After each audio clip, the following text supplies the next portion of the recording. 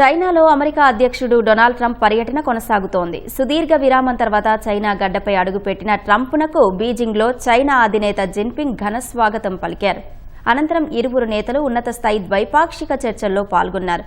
వాణిజ్య ఒప్పందాలు, తైవాన్ వివాదం, ఇరాన్ యుద్ధం వంటి కీలక అంశాలపై సుదీర్ఘంగా చర్చించారు.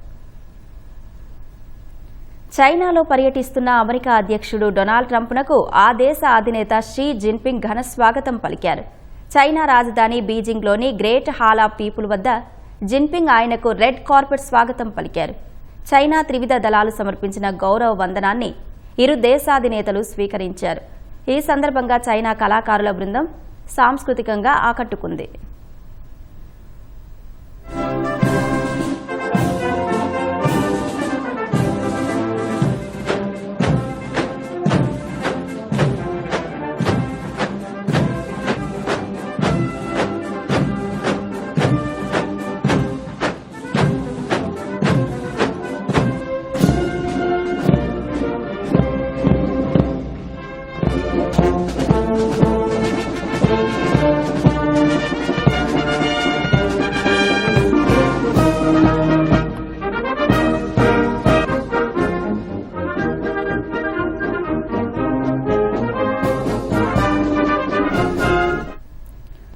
గ్రేట్ హాల్ ఆఫ్ పీపుల్లో జరిగిన అధికారిక స్వాగత వేడుక ముగిసిన వెంటనే ట్రంప్, జిన్పింగ్ తమ దేశ ఉన్నత స్థాయి ప్రతినిధులు, మంత్రులతో కలిసి సుదీర్ఘంగా ద్వైపాక్షిక చర్చల్లో పాల్గొన్నారు.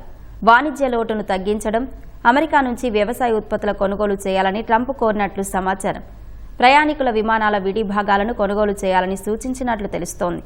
సుంకాల పెంపు తర్వాత రాజుకున్న వాణిజ్య యుద్ధం వంటి పరిణామాలు పునరావృతం కాకుండా నివారించడానికి ఒక ప్రత్యేక బోర్డును ఏర్పాటు చేయడంపై చర్చలు జరిగాయి.